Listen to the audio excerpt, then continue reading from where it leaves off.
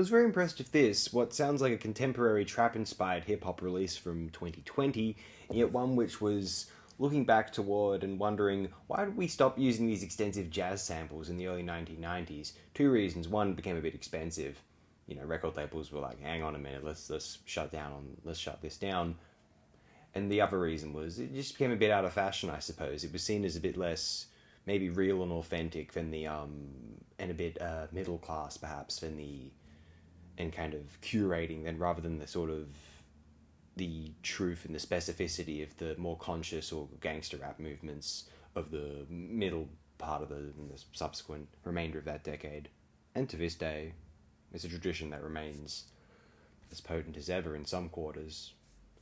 I think what's impressive about this release is an extraordinary act of production and an incredibly personal dive into an artist's formative traumas and upbringings and their misgivings with their parental figures. I found this was a extremely bold release.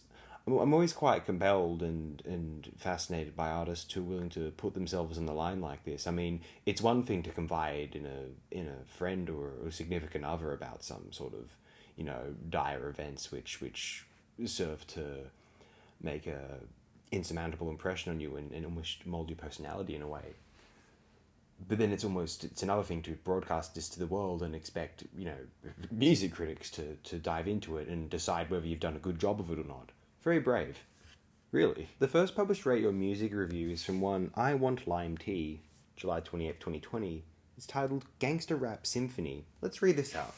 A musical project by Boldy, James and Sterling Toles that's been in the works for multiple years. Boldy raps over Sterling Toles' elegant jazz/hip-hop production that sounds as if it was crafted for him specifically. Experimental elements that are dropped push the songs to give them greater detailing and expression. For example, the constant "do not let a tear fall from your eye" that appears in the sample of Detroit River Rock amplifies with ad-libs in the background and puts the listener in a live music performance. It's only an example of how Boldy plays with the amazing production, features and twists it with his rapping.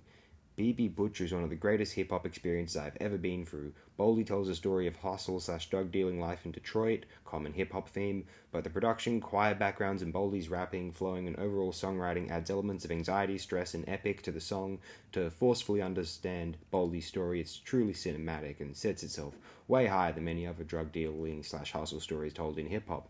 Aside from presentation and grand production, Boldy throughout this album tackles interesting and thought-provoking topics. For example, Mummy Dearest is an interesting and dark song where Bold discusses his relationship with his mother and feeling of a rejected child, which is also tied to his street lifestyle.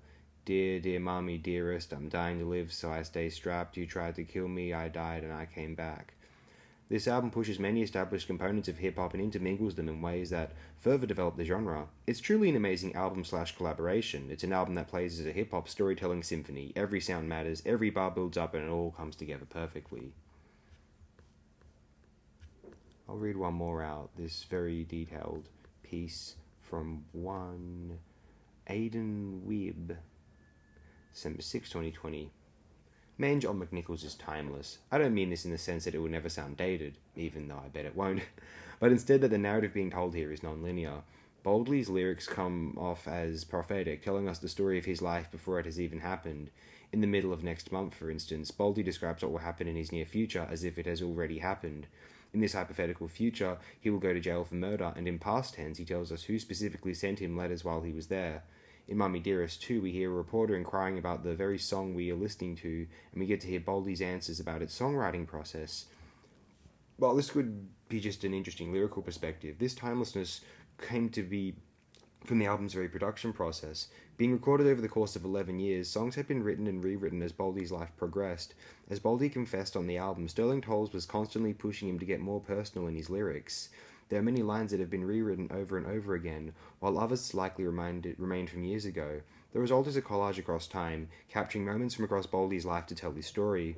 Sterling Toles also perfected this timeless feeling when it comes to the instrumentation on this album, though there isn't much to go off of. Yeah, Sterling Toles could easily become my favourite hip-hop producer of all time. The low-fidelity recordings Toles captured mesh perfectly with the genuine samples he used.